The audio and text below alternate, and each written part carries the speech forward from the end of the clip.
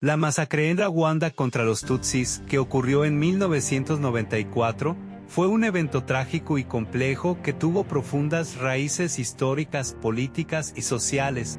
Rwanda es un país de África Central con una historia de tensiones étnicas entre dos grupos principales, los Tutsis y los Hutus.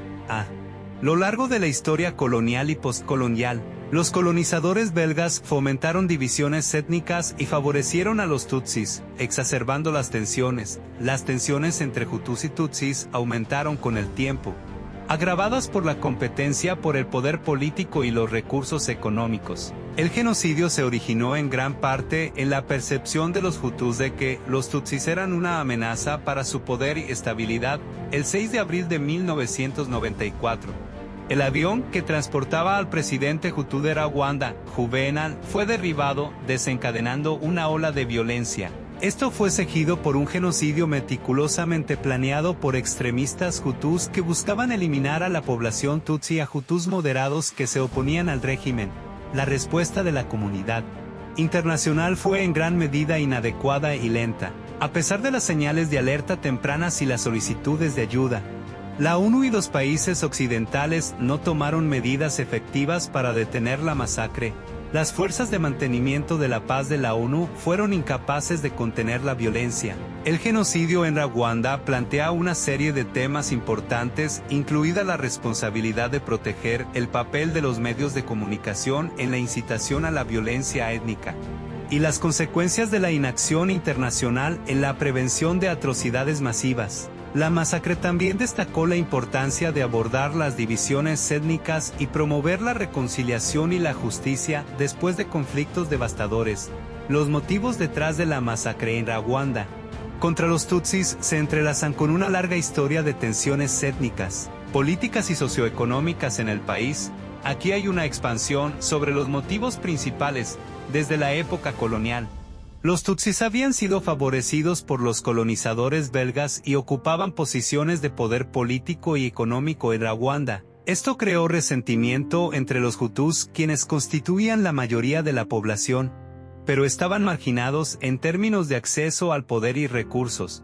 Después de la independencia de Rwanda en 1962, los líderes Hutus tomaron el control político y llevaron a cabo políticas de discriminación y exclusión contra los Tutsis. Se implementaron políticas que limitaban el acceso de los Tutsis a la educación, el empleo y otras oportunidades, exacerbando las tensiones étnicas. Los líderes políticos Hutus, especialmente durante la década de 1990, utilizaron la propaganda para demonizar a los Tutsis y retratarlos como una amenaza existencial para la mayoría Hutu. Esta propaganda inflamatoria alimentó el odio étnico y preparó el terreno para el genocidio.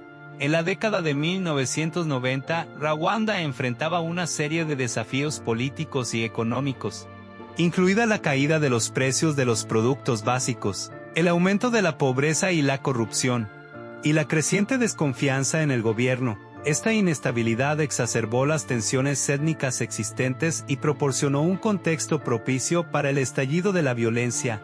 Para los líderes y miembros de la élite Hutu, la perspectiva de un cambio en el equilibrio de poder que pudiera resultar de un proceso de democratización o negociaciones de paz con los Tutsis representaba una amenaza directa a sus privilegios y estatus. El genocidio fue visto como un intento desesperado de mantener el statu quo Hutu dominante. En conjunto, estos factores contribuyeron a la construcción de un clima de odio y violencia dirigido contra los Tutsis, culminando en el genocidio de 1994.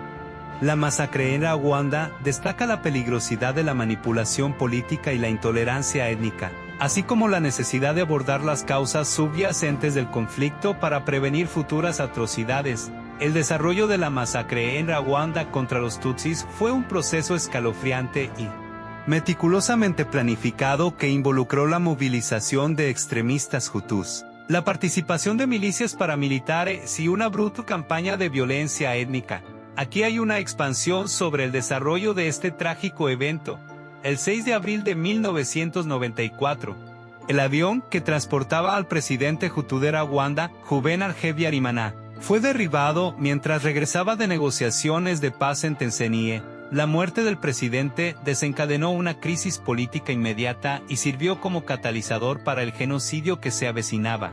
Tras el derribo del avión presidencial, la violencia estalló rápidamente en Rwanda, con milicias hutus y extremistas étnicos tomando las calles y atacando a la población tutsi y a hutus moderados que se oponían al régimen. Las Fuerzas Armadas y la policía hutu también participaron en la violencia, llevando a cabo ataques sistemáticos contra la población civil. Los extremistas hutus llevaron a cabo masacres en todo el país utilizando machetes, armas de fuego y otras armas improvisadas para asesinar brutalmente a maíz de tutsis y hutus moderados. Las aldeas y barrios tutsis fueron sitiados y atacados con el objetivo de exterminar a toda la población tutsi. La maquinaria estatal hutu, incluyendo los medios de comunicación, las Fuerzas Armadas y la administración gubernamental, fue movilizada para facilitar y perpetrar el genocidio. Las emisoras de radio hutus difundieron propaganda incendiaria y órdenes para identificar y matar a tutsis, mientras que las fuerzas de seguridad participaron activamente en las matanzas. A pesar de las señales de alerta tempranas y las súplicas de ayuda de Rwanda, la comunidad internacional respondió de manera insuficiente al genocidio.